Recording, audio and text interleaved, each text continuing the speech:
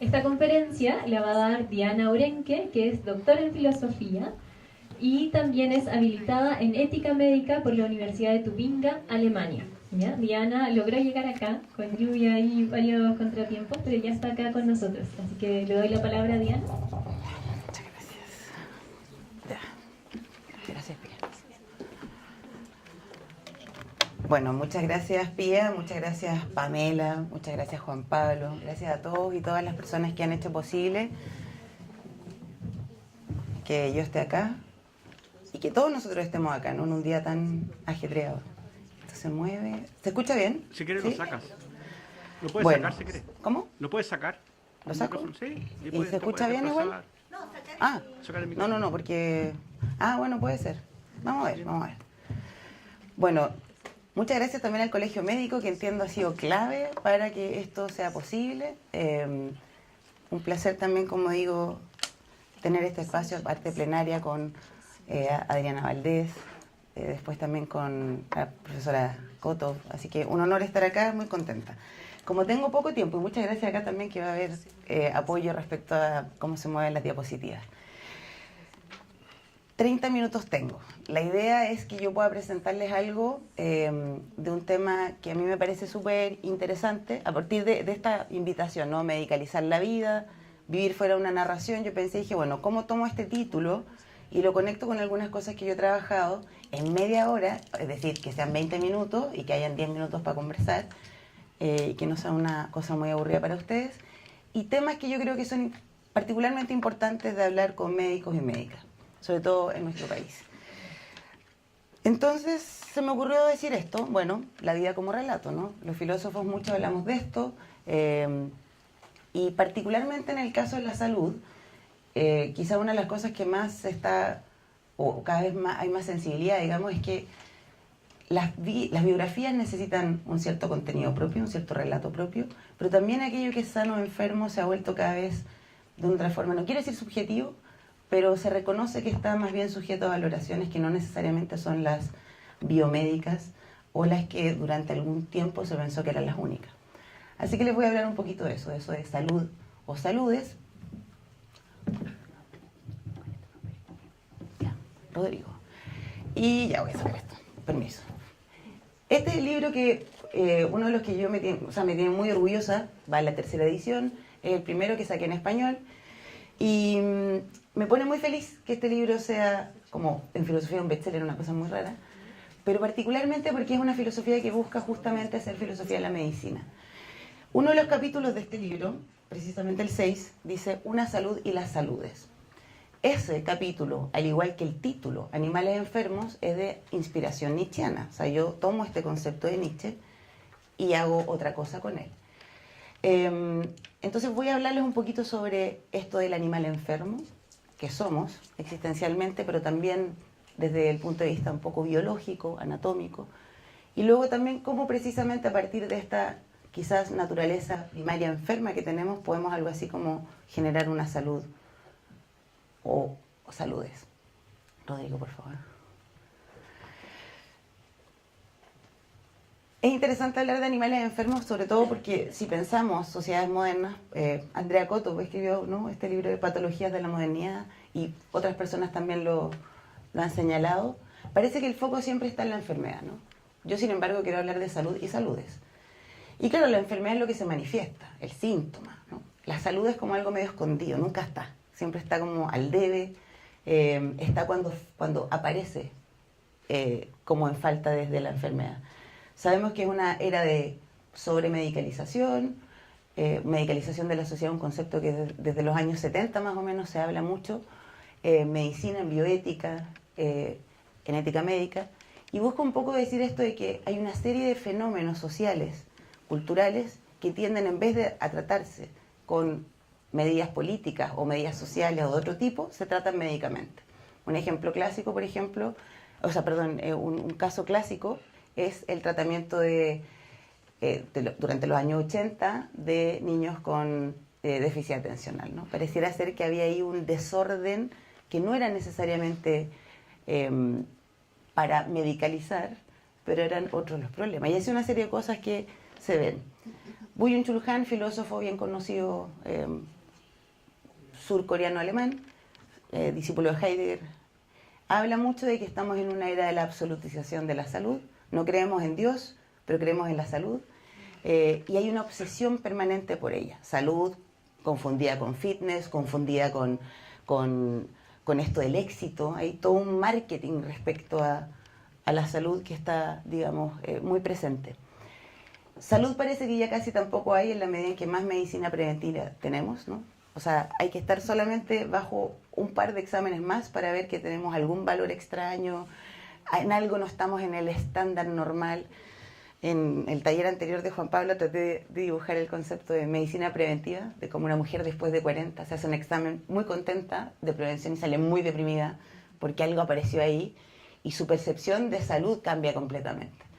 Es muy raro eso, ¿no? Como que hay nuevos enfermos a partir de más medicina, ¿no? Rubinstein es un argentino que ha trabajado bastante sobre eso y yo hice un fondecito hace tiempo sobre esta idea de los pacientes sanos. Parece que no hay salud, ¿no? Por otro lado, también sabemos que el concepto de salud, que es loco, ¿no? Hablamos de enfermedades, pero en español, en alemán, en inglés, en francés, es solo salud, ¿no? De hecho, saludes suena algo raro, suena forzado, ¿no? Y esta palabra, como digo, yo la tomo con mucho interés y mucho cariño desde Nietzsche. Mañana vamos a tener un taller específico, Nietzsche y la medicina. Porque él decía, basta de hablar de una salud, hay que reconocer que hay saludes del cuerpo. Y como digo, salud se habla como si fuese algo posible y ya ustedes conocen mejor que yo esta definición imposible de la Organización Mundial de la Salud, ¿no? O sea, un estado de completo bienestar, físico, mental y social. Es decir, ya no solo el modelo biomédico, también está la cosa cultural, social, y no solamente la ausencia de enfermedades o afecciones. De nuevo, la salud, al decir esto, no solo ausencia de enfermedad, dice, es algo que no solo se define desde la negación del mal, sino desde una forma positiva, por así decir. Positiva no como una valoración, positiva con un sentido de contenido. Voy a ir más adelante para explicarle. O sea, no es ser sano solo no tener enfermedades, sino poder hacer ciertas cosas. ¿Se entiende? Y bueno, además tenemos una cantidad de pluralidad en teorías de la salud. Como decía, está el modelo médico y también está lo que se llama el modelo social o constructivista. Por ejemplo, cuando uno escucha todo lo que ha sido los estudios de la disability community o de las gender studies, ¿no? De los estudios de género o de las discapacidades o capacidades diferentes, son formas constructivistas de entender la capacidad de la enfermedad. Y ahí el lema siempre es, las personas no son discapacitadas, se vuelven o las hacen las sociedades, por ejemplo, discapacitadas. Eso es como para que quede un poquito pincelado. Teorías filosóficas actuales.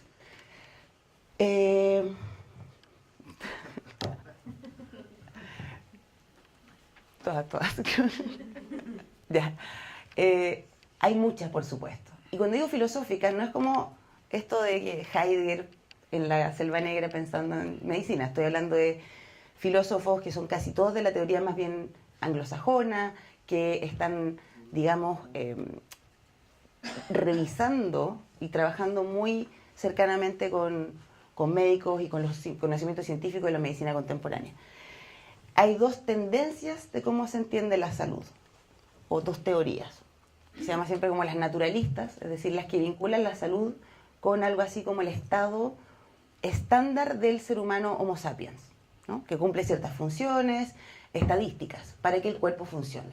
Sobrevivencia, reproducción, esas son las clásicas.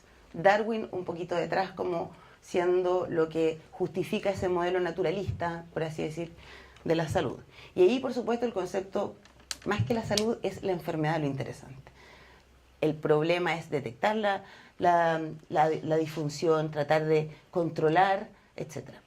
Los normativistas, en vez de considerar que la salud se relaciona con algo así como un estándar biológico, lo que dice es que la salud y la enfermedad son más bien valoraciones culturales, subjetivas, y por lo tanto son a evaluar no porque estén en un lugar particular del organismo, sino más bien en función de todo el sujeto. Es decir, la persona tiene un mal o una enfermedad en la medida en que también le afecta en su vida en general.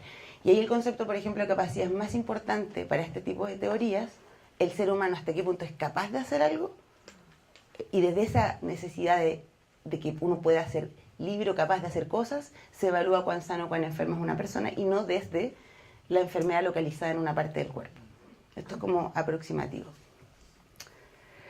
Aquí un caso, por ejemplo, uno de los defensores de la teoría naturalista es Christopher Peirce, y él tiene toda una teoría que se llama la bioestadística de la salud, ¿no? Y ahí justamente se explica un poco de por qué, y él trata de decir, la salud es algo que se puede, que no es subjetiva, tiene una valoración clara y en el fondo vinculada, como digo, a el ser humano como un organismo específico, Homo sapiens, con determinadas funciones biológicas que desarrollar. Entonces él dice, no es subjetivo un cáncer, no es subjetivo la ceguera, hay cosas que son malas, malas negativas o enfermos de discapacidades objetivamente.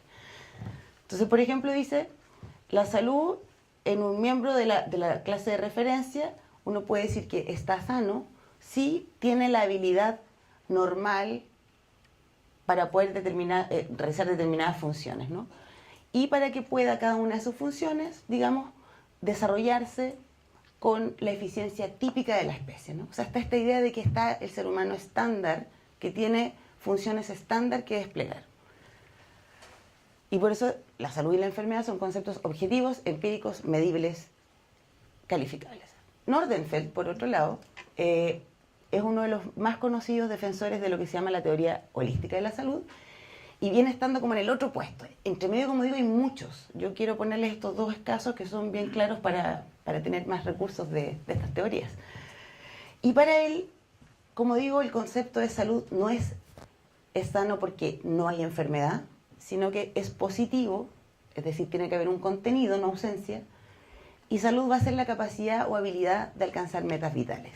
Él hace una lista de cuáles son posibles metas vitales, por supuesto no son las únicas, pero la idea de él es que en la medida en que un sujeto no es capaz de realizar esas metas vitales, uno puede decir con propiedad que hay una enfermedad, o él dice illness, sickness, hace toda una diferencia ahí el inglés. Pero en el fondo lo capital, insisto, es que la salud y la enfermedad también se evalúan en relación a la persona, como el estado integral de la persona. Y como digo acá, por ejemplo, una de las cuestiones que él dice es, A es completamente saludable, sí, solo sí, tiene la habilidad de, en circunstancias estándares, alcanzar sus metas vitales. Nuevamente aparece esto de lo estándar, ¿no? Es interesante porque aquí no es pura subjetividad ni para la teoría naturalista ni para el normativista. Tratan ambos de poner cotos. Por supuesto, los filósofos no han sido en general tan rigurosos con tratar de presentar una teoría de la salud que pueda ser también, insisto, que represente realmente la práctica médica, que represente realmente el hacer. Los filósofos pensamos a veces muchas cosas, pero medias disparatadas, otras veces no tantas. Y de todos estos señores que aparecen acá, que yo he estudiado bastante, sobre todo a Heidegger y a Nietzsche es uno de los más fascinantes porque fue muy enfermo. O sea, él mismo tuvo una relación desde lo paciente que fue, muy necesitada de la medicina, estudió muchísimo de la medicina del siglo XIX, que es la medicina fisiológica, casi se volvió loco cuando se enteró de que descubrieron la célula. Toda su teoría de la voluntad de poder es una suerte de reacción de la idea de cómo un organismo humano funciona. O sea, su filosofía es una especie de filosofía que intenta superar ciertas teorías más darwinistas y reduccionistas. Y todo esto además, como digo, se manifiesta en muchas partes de la obra de Nietzsche. Y una de las cosas, como yo trataba de decirles, que a mí me parece más fascinante es esta idea de que la salud no es singular, sino en plural. Él mismo lo va a decir en varios lugares. Y con esto la pluralidad significa que hay algo muy singular, muy transfigurador, y que de una otra forma tiene elementos que a mí me parece que son importantes, sobre todo cuando uno piensa que está bien difícil decir que hay un cuerpo estándar, una forma estándar de vivir la vida, una forma estándar de vivir la sexualidad, una forma estándar digamos, de desarrollar proyectos vitales. Vivimos en tiempos de hiperpluralismo, hiperpluralidad, y a veces es importante un poco ver cómo esto puede darnos quizás más contenido. Además, hay una serie de males, enfermedades y digamos, discapacidades que no se pueden curar. Y en esos casos, la filosofía médica de Nietzsche me parece que puede ser muy estimulante y puede ser altamente terapéutica. Como digo, la salud es más vista como una voluntad de poder, voluntad que se entiende como un ímpetu vital, ¿no? Es decir, sea lo que sea que es mi destino, sea lo que sea que es mi cuerpo, sea lo que enfrento, lo enfrento con orgullo y como si fuese una necesidad que yo elijo. Eso es como lo que está detrás de Nietzsche. Es como un enamorarse del propio destino, sea del tipo que sea. La idea de la enfermedad como un estimulante del vivir es muy clave en la filosofía de Nietzsche. Ustedes han escuchado seguro esto de lo que no me mata me hace más fuerte. ¿Lo han escuchado? ¿Pueden levantar la mano para saber nomás? O sea, todos han escuchado a Nietzsche entonces, porque esto es de Nietzsche. Y es bien increíble que sea tan conocida esta frase de Nietzsche, sin que se sepa que es de él, y también que Nietzsche sea tan conocido, siendo que es un filósofo que hasta 1925 le decían el artista filósofo, y lo miraban un poco a huevo, como a los artistas a veces los miran, con una incomprensión que yo no entiendo, y fue Heidegger quien lo puso un poco de moda, y ahora todos saben que Aristóteles es filósofo y Nietzsche, es una cosa curiosa, ¿no? Pero debe ser por eso, porque las cosas que él dice no es filosofía que no tenga algún tipo de relación con la particularidad de las vidas, no es una teoría general sobre la vida, es filosofía por cierto, pero hace sentido desde el particular. Como decía, esta es la gran fase, y así el aforismo es, de la escuela de la guerra de la vida, o sea, la vida como una cosa que es ardua, compleja, guerra como, no guerra como la entendemos normalmente, sino como polémica, contradicciones, ir de un lugar a otro, el polemos griego. Lo que no me mata me hace más fuerte. Y como decía, aparte de esto de la salud, yo tomo esta frase, que es de la genealogía de la moral, y me enamoro de ella, la transformo, estas cosas que hacemos, que Andrea seguramente sabe también muy bien que hacemos con el lenguaje. Y esta aparece así en la genealogía de la moral. Pues el hombre, aquí mensch es como el ser humano, habría que traducir, pero bueno, el hombre está más enfermo, es más inseguro, más voluble, más indeterminado que cualquier otro animal. De eso no hay duda. Es el animal enfermo. Con esto pareciera ser que Nietzsche no nos quiere mucho, ¿no? O sea, como es terrible, inseguro, enfermo. Cuando uno escucha enfermo, uno no escucha algo neutral, ¿no? O sea, no tengo que decirlo aquí a los médicos. Mi profesor de ética médica en la Universidad de Tubinga, Urban Wissing, un tremendo filósofo y médico, decía siempre, la enfermedad y la salud no son jamás neutrales, aunque uno quiera decirlo. Tienen ahí una carga. ¿Por qué animales enfermos? Por un lado, porque tenemos una precariedad biológica, y esto es parte del libro más que nada, no es tanto que lo diga Nietzsche. Sloterdijk, otro filósofo, va a decir muy claro, somos, el ser humano, algo así como un marginado biológico. Hacemos la evolución al revés. Les cito esto porque me parece fascinante. En aquellas islas flotantes, los cráneos se hicieron notablemente grandes, las epidermis notablemente delgadas, las mujeres notablemente bellas, las piernas notablemente largas, las voces notablemente articuladas, la sexualidad notablemente crónica, los niños notablemente infantiles. De hecho, como que ahora los niños son hasta los 30, entiendo, ¿no? En algunas casas. No vamos a hacer que levante la mano a nadie que pueda corroborar esto, pero... Y los muertos propios notablemente inolvidables. Esto es un texto maravilloso que se llama En el mismo barco. ¿Qué es lo que está diciendo acá Sloterdijk, con ironía, con todo este lenguaje muy propio de él? Que si fuésemos realmente, desde el punto de vista de la evolución, mejores, esto de que somos bípedos es una ridiculez. O sea, andamos por ahí a punto de caernos todo el tiempo. Teníamos 4 patas y esto, al hacerse largo, significa que ya no podemos andar como de a 4 patas. Entonces andamos ahí deambulando de a 2.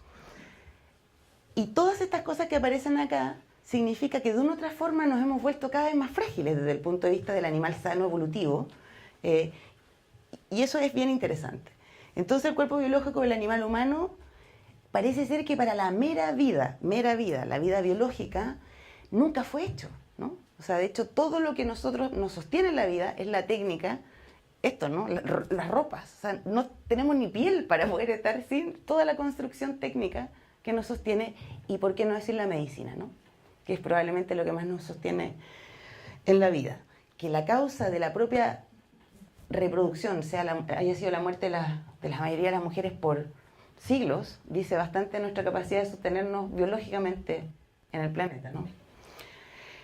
Pero además de esa idea de la enfermedad como precariedad biológica, está esta otra enfermedad interesante que ya es más bien existencial, podríamos decir, del ser humano, y es que no solo somos animales frágiles, sino que además somos animales que ni siquiera nos guiamos por los instintos que tenemos, porque no los tenemos. Ninguno de nosotros viene realmente con un ADN escrito de yo voy a ser filósofa, yo voy a venir a esta conferencia en Viña ahora, voy a escribir, me voy a enamorar, no me voy a enamorar. No tenemos idea de lo que vamos a hacer, ¿no? Estamos ahí y somos muy conscientes de que no tenemos idea. O sea, es un sufrimiento terrible.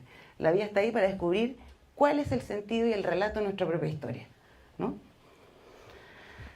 Entonces, es precisamente, como les decía, por estas dos formas de entender la enfermedad, por así decir, del ser humano. La existencial, de que no tenemos un sentido y sufrimos por su falta.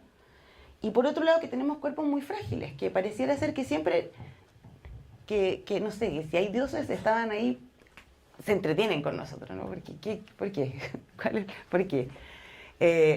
Entonces, como digo, la improbabilidad en carne y hueso, me encanta esta formulación de Blumenberg, Hans Blumenberg, que dice, es la improbabilidad en carne y hueso, el animal que a pesar de todo vive. Eso me parece maravilloso. Y además, el único animal que tiene la posibilidad permanente de decir no vivo más y me suicido. O sea, es una cosa muy curiosa de lo que somos. Entonces, como digo, vivimos humanamente gracias al soporte cultural, científico y tecnológico. No es que seamos tan maravillosamente racionales y extraordinarios, y por eso es porque somos muy frágiles biológicamente, que compensamos con técnica, compensamos con moral, compensamos con filosofía, compensamos con todo lo demás que hemos generado.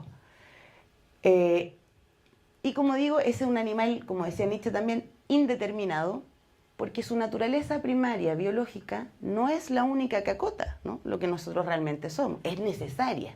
Y la medicina en buena parte a veces tiene que ver con esa primera naturaleza, por así decirlo, ¿no? O sea, no podemos tener proyectos vitales si no respiramos. No podemos tener sueños si no tenemos una buena alimentación, un buen metabolismo, etc.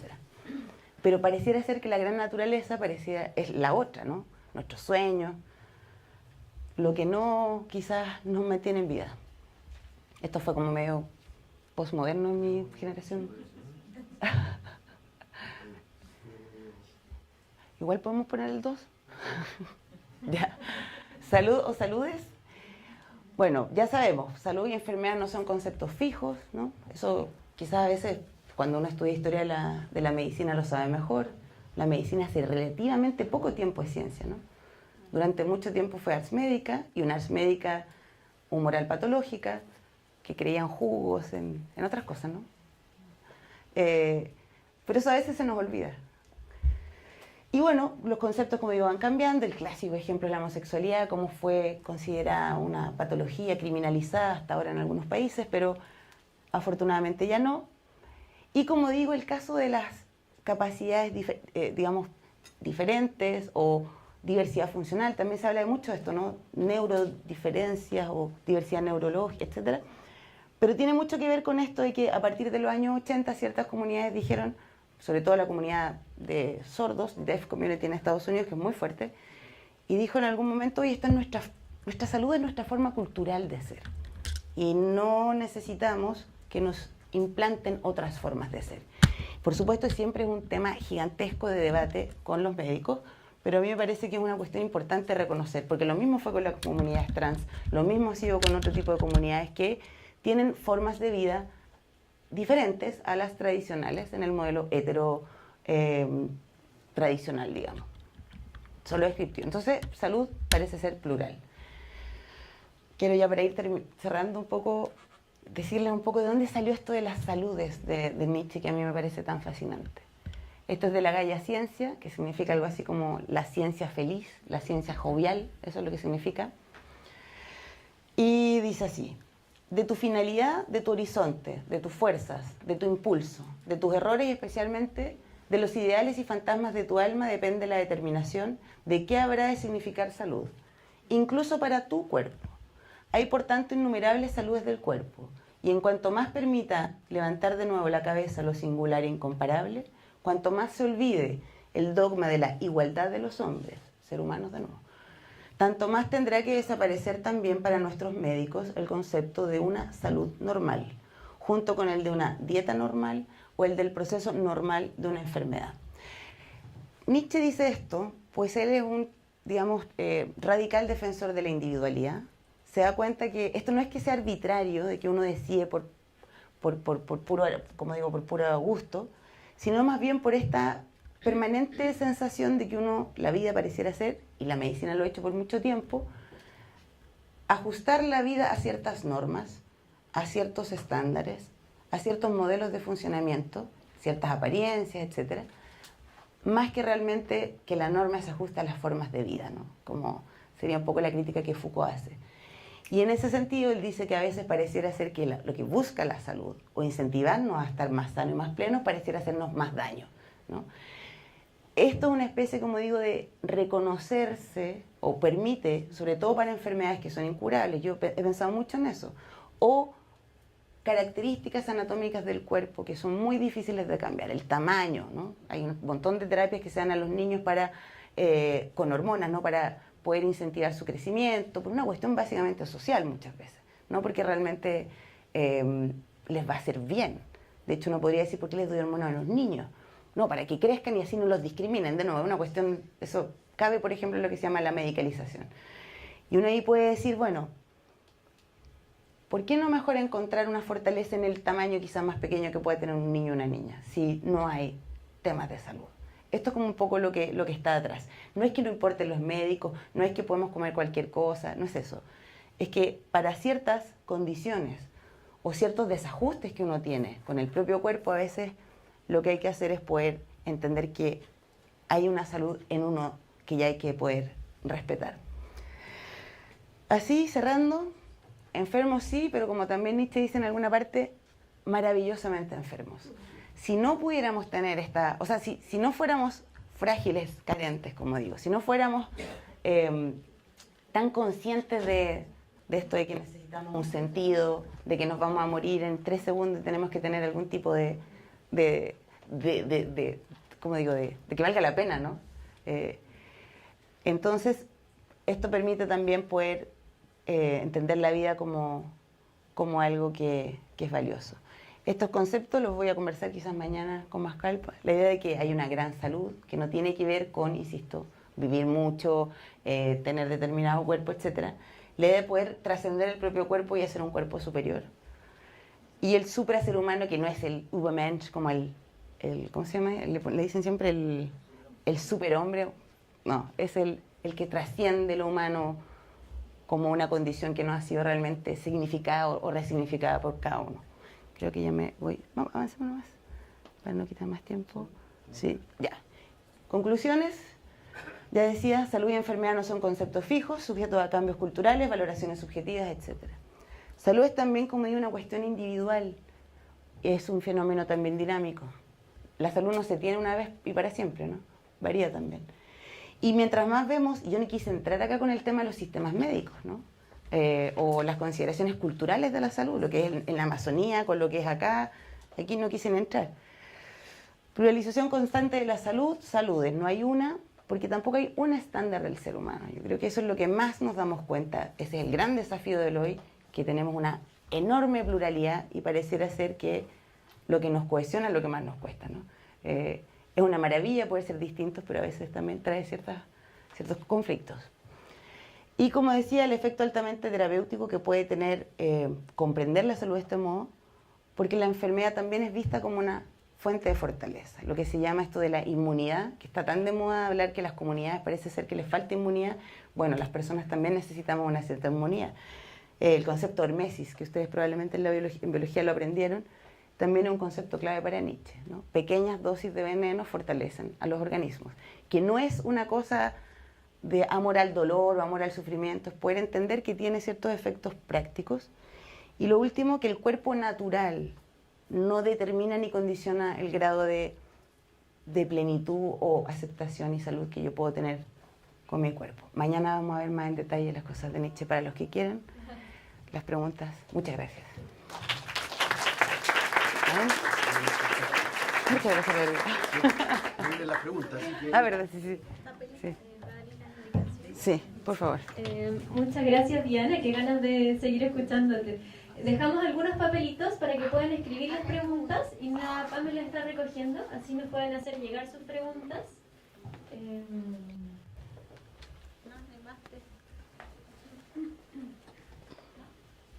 Ese es mi correo. Vamos a partir con esta primera pregunta. Dice, no soy creyente, pero el fin de la vida de Nietzsche parece un posible castigo. ¿Divino? O sea, se supone que murió de sífilis finalmente, ¿no? Porque tampoco, y digo se supone porque en el tiempo en que se detecta la enfermedad no tenían el examen para realmente comprobar qué fue eso, pero altamente probable por sus tiempos en Leipzig Salud, en los años 60, ¿no? 65 más o menos. Es terrible, pasó los últimos 10 años de su vida absolutamente ido, ¿no? Yo tuve la oportunidad de vivir como 4 meses en estas cosas locas que son, ¿no? En el balcón donde Nietzsche murió. Me encanta, como que es una cosa... No sé, yo digo, la salud es individual, pero... Y fui la última generación que pudo hacer eso, entonces me siento muy contenta. Sí, no, es terrible, pero yo no creo que... Es que ese es el punto. Si uno cree, yo como soy nihilista radical, y lo que creo es que en el fondo lo que da sentido a la vida es cómo uno se ordena en una serie de cuestiones que realmente no está planificado. Es decir, ustedes han escuchado alguna vez, ¿no?, que uno hace lo correcto, se porta bien, y a pesar de todo, a uno le va de repente pésimo, y llueve todo sobre mojado, y uno pierde la pega, y uno la engaña, no sé, todo mal en una semana, no sé. Y uno dice, ¿por qué no me merezco esto, no? Y claro, en una sensación de que el mundo tiene algo así como un orden, pareciera que hay una injusticia. Hay dos formas de ver esto, como los griegos que dicen en realidad, aunque suena injusticia, hay un plan porque es un destino y uno tiene que abrazar el destino. Y por otro lado, aunque sea un destino trágico, eso es lo que hacen los griegos. El destino es trágico, pero los dioses lo querían y es parte de la vida. Entonces, dentro de todo, hasta la tragedia tiene un sentido, es muy importante eso. Para el judeocristianismo no, pues esta idea de que si yo hago lo correcto, o me va a ir bien, y si no me va bien ahora, me va a ir bien después, porque igual voy a entrar al otro lugar de la felicidad, ¿no? Entonces, el problema es cuando uno no cree ninguna de las dos. Y en el caso de Nietzsche yo diría que no está en ninguna parte pagando culpas, yo creo que no está nomás. Muchas gracias, Diana. Tenemos un diploma y un regalo para entregarte. Diana va a estar con nosotros hoy día en la tarde. ¿Otra pregunta? ¿Otra pregunta? Sí. Ya, una última pregunta. Digo que sí, va a ser una pregunta difícil. Vamos a ver, aquí tenemos varias. Una todas, sí. Ah, tú la lees, sí. Yo voy a dar unos avisos mientras Rodrigo revisa las preguntas, aprovechando aquí. Tenemos el almuerzo esperando. Este es un almuerzo que va a estar en la casa de atrás. Y el almuerzo está entre 6 y 8 mil pesos y hay 60 almuerzos. Así que hay almuerzo para todos los que quieran almorzar aquí, pensando en no salir con la lluvia. Y en la tarde la jornada comienza a las 3:30, que vamos a tener presentaciones acá y presentaciones en el salón paralelo. ¿Ya? Esos son ahí como los avisos mientras no, pero, revisamos preguntas. Ya, pero leas tú. Acá. Sí, va. Saludes. Plural, muchos. individual. No está. ¿Por qué transfigurador? Ay, me encanta esa. Muy breve. Voy a tener que ser breve. Me encanta esta pregunta. Y me encantó la letra. No sé quién escribió. No es médico médica. Ay, me encantó. Preciosa letra.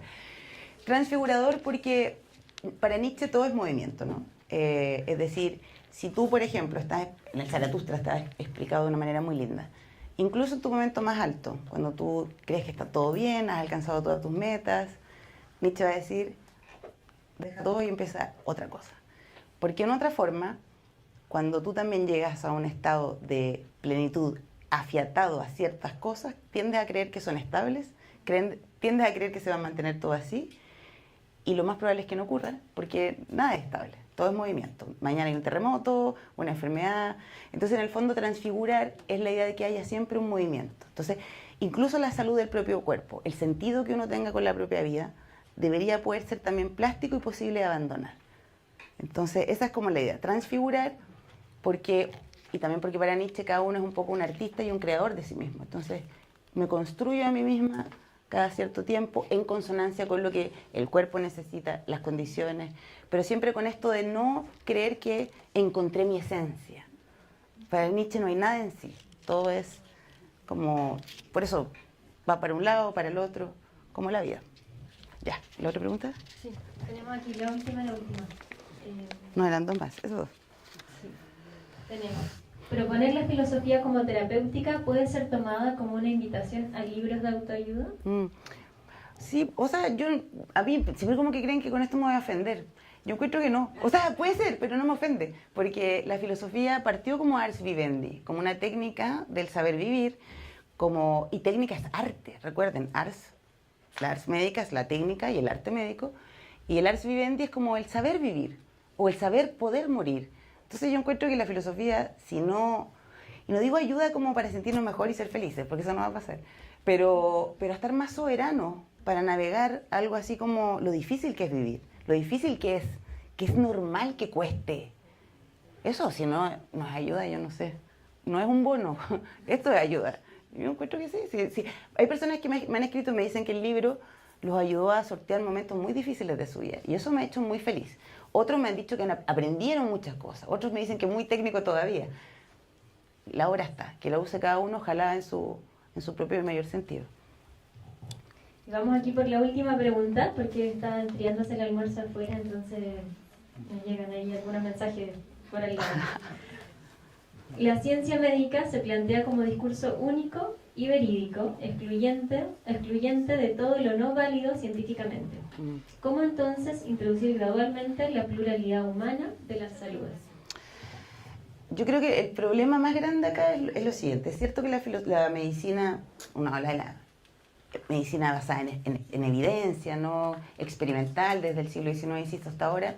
Es cierto, la medicina, mucho de lo que tiene y lo que ha avanzado es gracias a aplicar ciertos conocimientos de la ciencia natural. Sin embargo, y aquí de verdad me apoyo en mi maestro, y él también en el suyo, que era Wolfgang Wieland, que es esta tradición de creer que la medicina nunca es solo ciencia. La medicina sí es ciencia práctica. Es decir, una ciencia en la cual está atravesado lo valórico completamente. O sea, el médico no está ahí como un mecánico para reparar el cuerpo de una persona. Es algo completamente teñido por ética, por cuestiones que no son solamente funcionales y técnicas. Eso es lo que quiero decir. Dicho esto, lo que encuentro difícil, o sea, dicho esto, las verdades de la medicina no son verdades como de la matemática, la lógica, son verdades de la ciencia natural, que también tienen sus supuestos y también no son con un carácter absoluto. Lo que yo sí encuentro que es difícil es cuando, por ejemplo, y me tocó a mí como permanentemente ver, cuando voy a comunidades, no sé, amazónicas, y veo que ahí hay prácticas que, si bien hacen muy bien a las comunidades, en la medicina occidental serían cuestionadas completamente, porque desde el punto de vista de ciertas cosas de la salud se pone en riesgo a menores, a mujeres, y ahí es un tema difícil, porque ahí uno dice, bueno, voy y prohíbo esto, pero si también son felices y están bien y deciden con conocimiento de causa tomar ciertas plantas que a lo mejor no les van a hacer bien cuando están embarazadas. O sea, eso es un tema ético, más que un tema científico, creo yo, epistemológico. Creo que hay un tema ético ahí. Gracias. ¿Hay regalo? Me encantan los regalos. Muchas gracias, Diana. Vamos a entregarle un diploma y un regalo y luego pasamos al almuerzo. Diana va a estar con un taller también mañana para quienes quieran acompañarnos. Gracias. Ay, muchas gracias. Un regalito acá, Diana, Muchas muchas gracias gracias por venir. Gracias. Una foto con ella, sí.